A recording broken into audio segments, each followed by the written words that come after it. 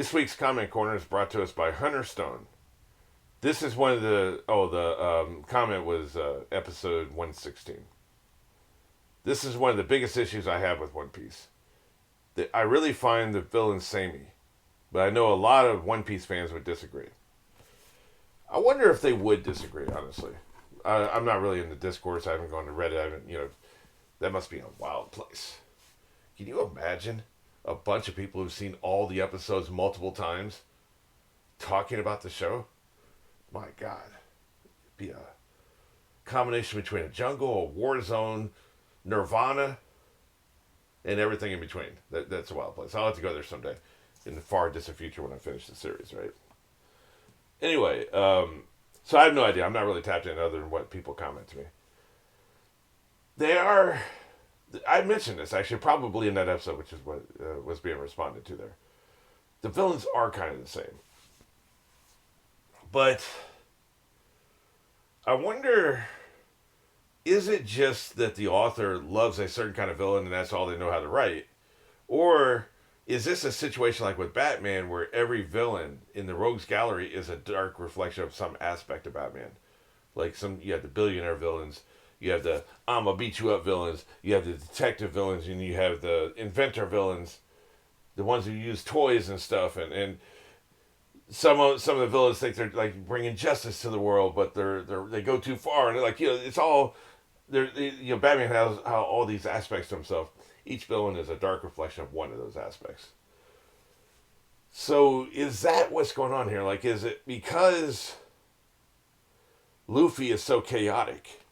He never plans anything. Is that why all of his biggest opponents are people who scheme for years and just scheme like this? This scheme here has been going on for what, 6 years?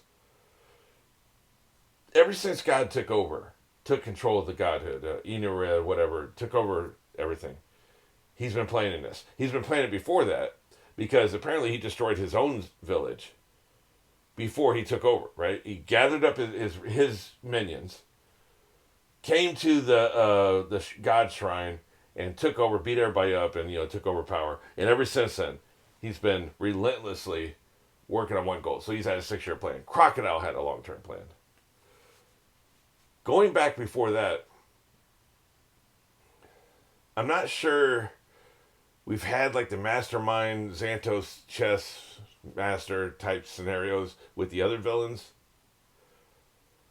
Some of them are just, I'm an asshole today, so we're going to fight. We're going to keep you from doing what you want to do today. But I know the last two villains have definitely been the masterminds, planning for a long time. The opposite of Luffy. They're bringing order to his chaos. He's bringing chaos to their order. Like, they're mirror images of each other. So that works thematically.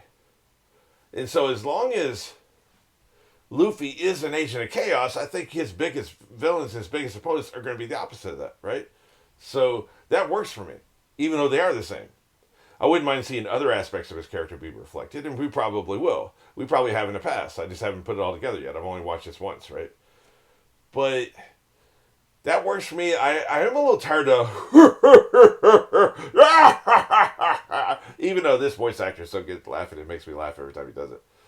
It's the whole laughing, they all laugh, and I think Klaus has one told me that continues moving forward. So that's just the author, like that's what he likes, that's what he wants. Maybe that'll get old after a while. I'm only 20% through the show. So to this point, I'm not frustrated by it. And I'm not bored with it. Those are the two biggest dangers you have as a storyteller. Long form storytelling. You don't want to be the same. You don't want to bore your audience, and you don't want them to get frustrated with it. I'm not yet. Because I see the beauty of these long-term mastermind chess master planning type people opposing somebody who's just literally, he don't know what he's going to do 5 minutes from now. So I like that a lot. So it works for me. At any rate, let's go ahead and get into this. You know where we are? You know where we're going. 3, 2, 1.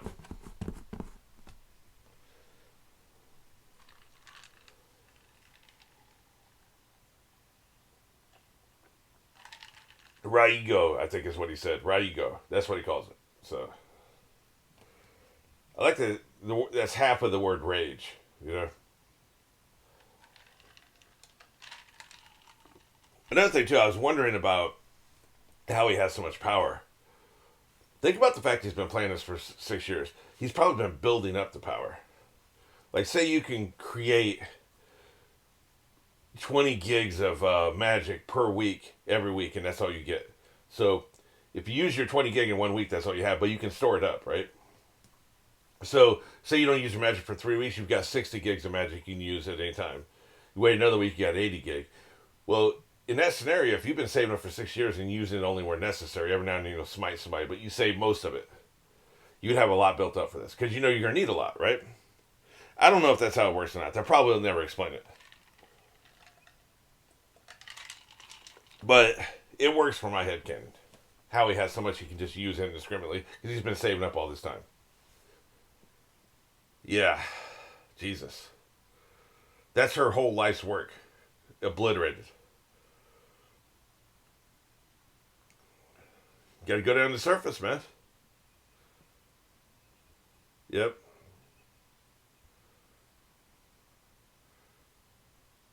I like how they're bobbing up and down because they're in water, right? It works. Dude, I don't know how the hell you bring it down otherwise. Is it just gonna fall? I didn't even think about that. If you lose the roads, you're screwed. And you're about to lose the roads. Jesus. Yeah, these may be the highest stakes. We don't know what the actual population is. Jesus, I love how it's hitting the water, right? We don't know what the population is, but we got to be talking about thousands of people, right? Thousands of people. This is the highest stakes we've had in any story arc this entire series. Incredible. She is horrified, man. Really? I guess you better take pictures. It's about to go away, man. He's literally destroying the entire place, man. Wow. I don't think I'd fully grasped the stakes we were talking about until just now. He's a complete monster. Like, he's the biggest monster we've had so far. Not even Crocodile was trying to wholesale slaughter people, man.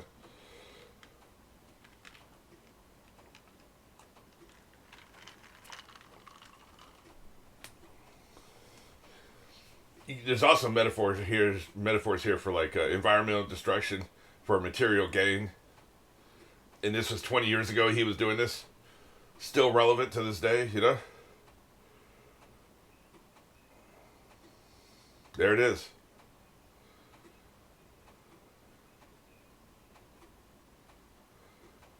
It's as amazing as I thought it was going to be.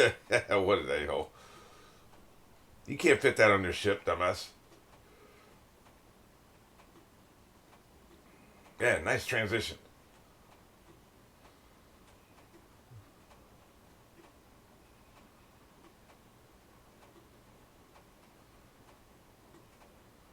Yeah. That's what's going on in his inner life. I really like that a lot, man. That is cool.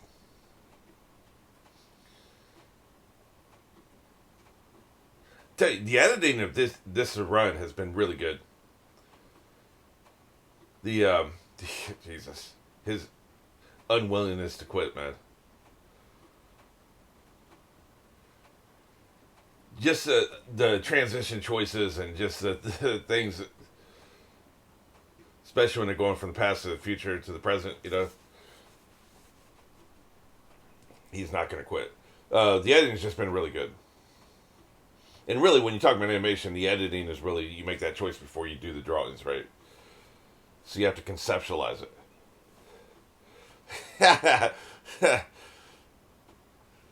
He's not giving up, man. He don't even know how to drive that thing, man.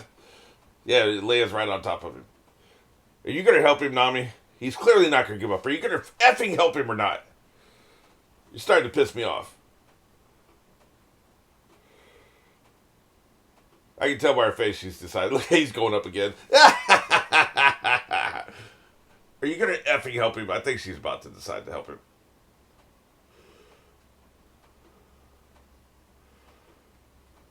There he goes off. falling again.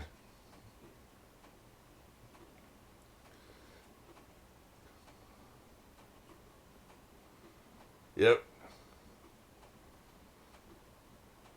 You got to do something, man. So how are you going to help him? That's what I can't figure out. He's trying to get. He don't care, man. How are you going to help him get up there? What resources they have? The only thing I think of is a bird, and they don't have access to the bird, man. Even a bird, I don't think could handle the weight of that gold ball.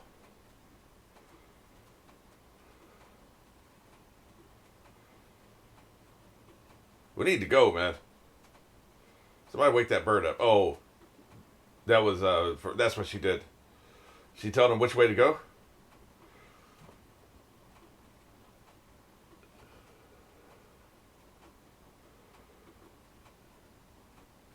Because we saw the leaf in the foreground up there, so that's where she found the leaf.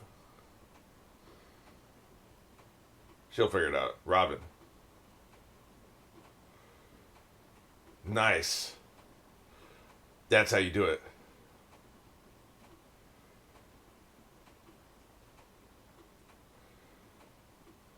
The road? Maybe you'll use this to get to the road, the Milky Road? Or you're going to hit the ship with it?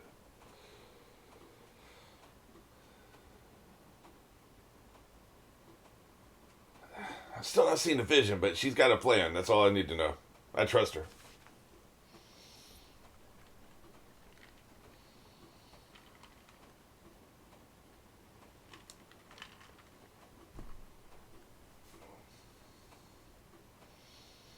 Like, for instance, Blackbeard and Whitebeard and Bluebeard. And those people are not going to be as big of monsters as this asshole is.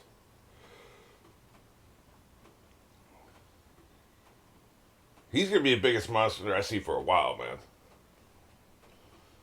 He's literally trying to kill thousands of people for nothing. There's no reason to do this, man. He could just leave. There is no reason to destroy all this. It's just pure spite.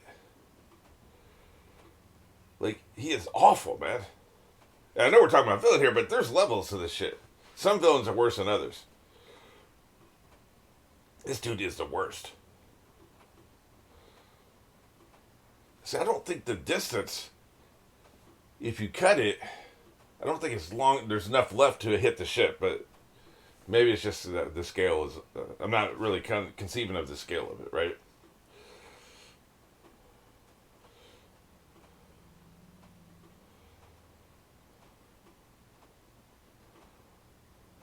Right, he's going to destroy it all.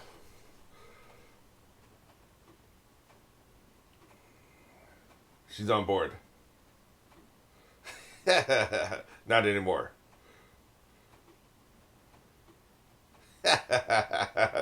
Besides, how was she going to leave when you stole her Wave Rider?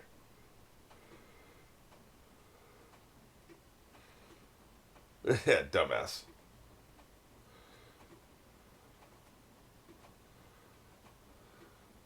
How? Oh, wait. If it's slanted toward the ship.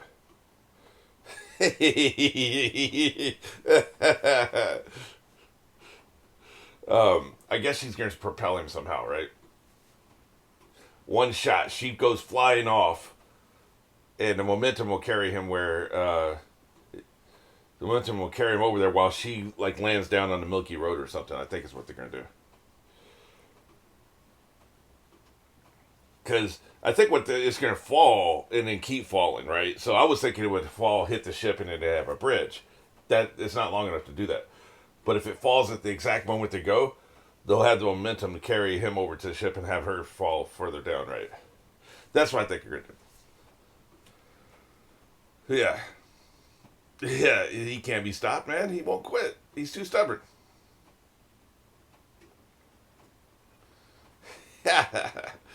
Nice catch.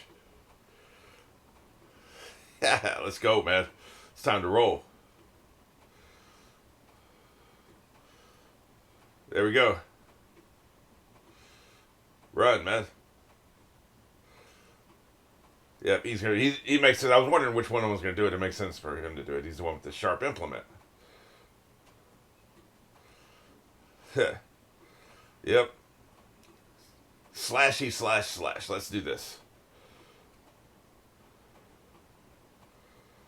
He's getting annoyed. Yeah. F you. I like how they're represented by little bright lights, right? That's what he sees.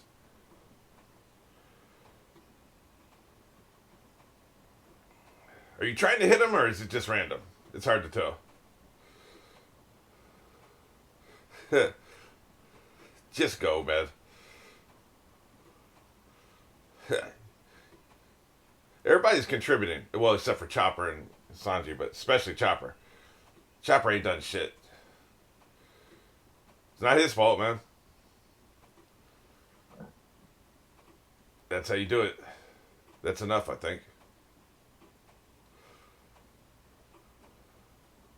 Here comes a bolt. Shit. Barbecued. Ow. Yet again, by the way, you know, the gravity is already going to be lower because they're up in the sky, right? But still, that's why everybody can survive all these falls. It's a low gravity planet they're on.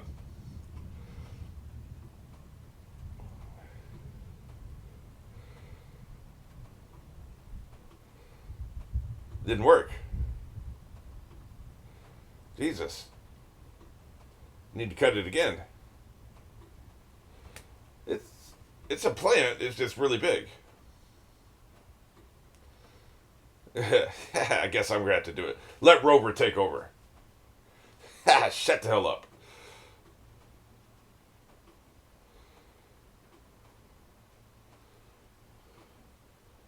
He's gonna ring the bell, man. That's not the problem. I think he knows how to cut that vine down.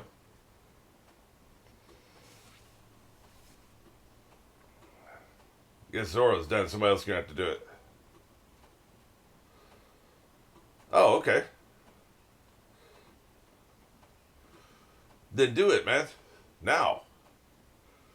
Quit gloating and do it.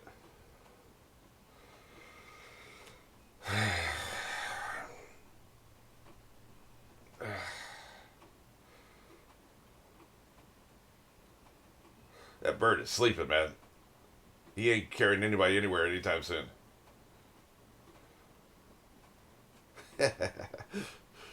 She's hard to read, man. Never know what she's thinking. Maybe she'll motivate this asshole.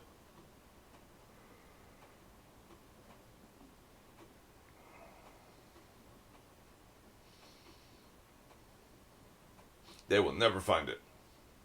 Well, maybe when it all comes down, right?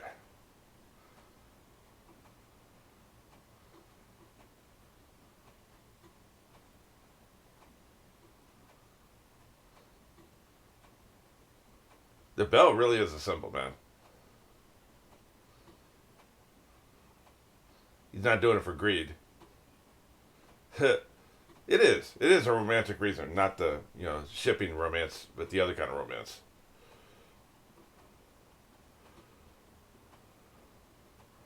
It was more important to, yeah, he is nuts. I'm starting to think she respects Luffy. But like I said, she's really hard to read. Apparently Usopp is failing. Incompetent! You know what his name is. I guess they wouldn't realize it. We're seeing the whole thing, right?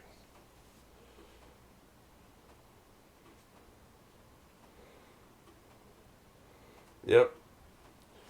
We see the whole picture. We don't always remember who has only part of the information. He only had part of the information.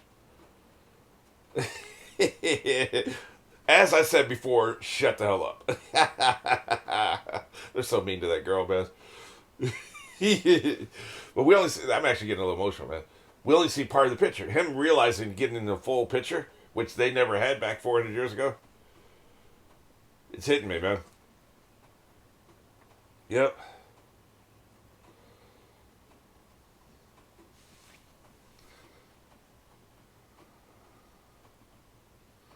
Some people voted in my poll for this being their favorite story arc. I can see why. It's so far it's my favorite, and I liked Alabaster, but this is my favorite. I forget the name of the one most people voted that they liked though. Is something C12 or C7 or something. I don't know. I forget the name of it. Damn, man. Hey, is the snake is helping. Holy crap. The snake isn't an asshole after a while. The snake's been through it, man. He's been through a lot. He's gonna help now too. Yeah. Again, you also shut the hell up. He pats his head like he's a dog, man. Let Rover take over. He's got this.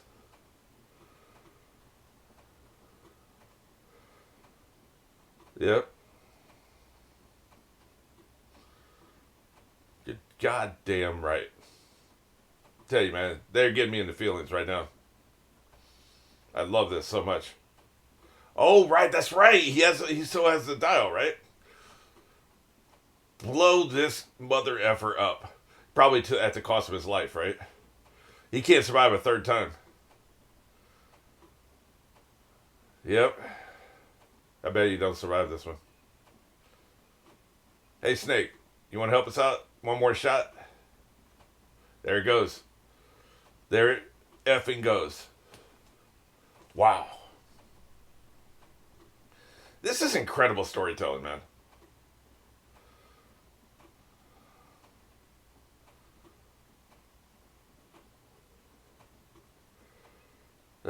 Yeah, he is intense, man. Waiting for the right moment. As it falls over, you shoot up, you travel it like it's a escalator. You know?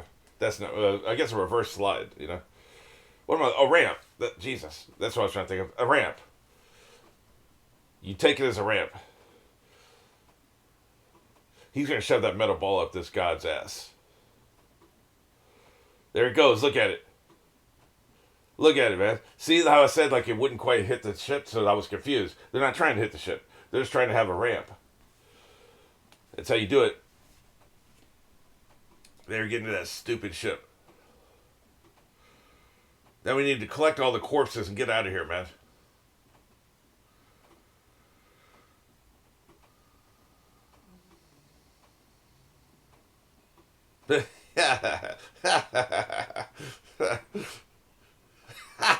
I think everybody's finally on the same page. Finally on the same page. It only took 20 episodes.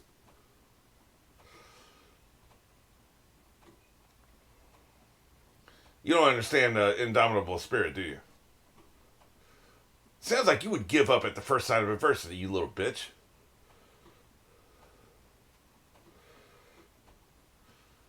Here he goes. That's how he can stop because he knows what they're doing, man. Wow, you see that? That was a face for a second, man? Am I tripping? I'm going to have to go back and look at that. No, he's hitting the vine. He's not trying to hit them.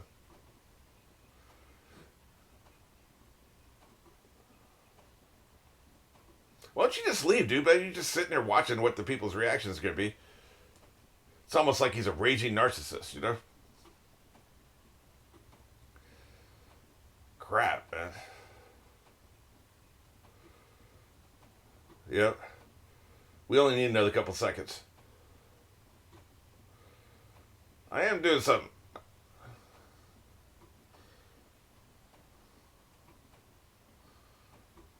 This is it. This is their one shot, man. They're fine. Like they're close enough to the top. I think they'll get over. Shit. Jesus.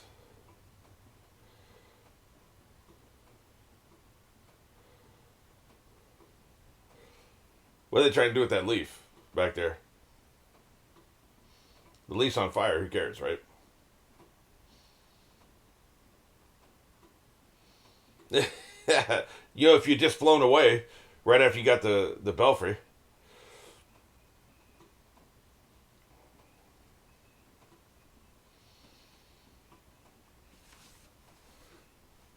What an incredibly narcissistic a-hole. Yeah, of course. This is absolutely awesome storytelling. Tell you what, man, it's got everything. It's got scope. It's got scale. It's got pathos. It's got history, the weight of history upon you. It's got different cultures coming together for a common cause. You know, they had the same, like, this goes all the way back. It ties, everything ties together. I could talk for like an hour just on this recent run of episodes. How the natives were coming to fight God, and the Straw Hats were coming to fight God, but they couldn't stop fighting each other because they just can't come to a common cause, right? Like, they can't see each other as anything, even possibly potential allies. And the reason's rather complicated, nuanced, and, you know, ingrained in history.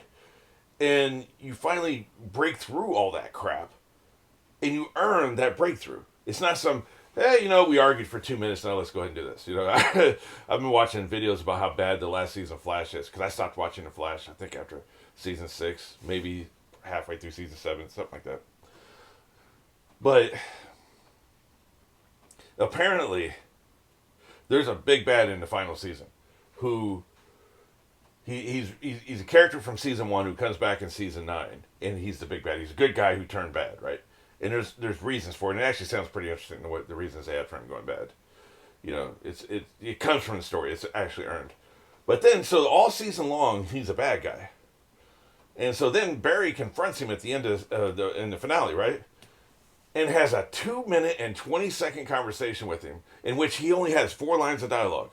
During that 2-minute and 20-second conversation, it's the other guy who's ranting for most of the time, right? Barry Allen has 4 lines of dialogue and changes his mind, and he decides to become a good guy. 2 minutes and 20 seconds and only 4 lines of dialogue, and you changed his mind from being a bad guy to a good guy. Man,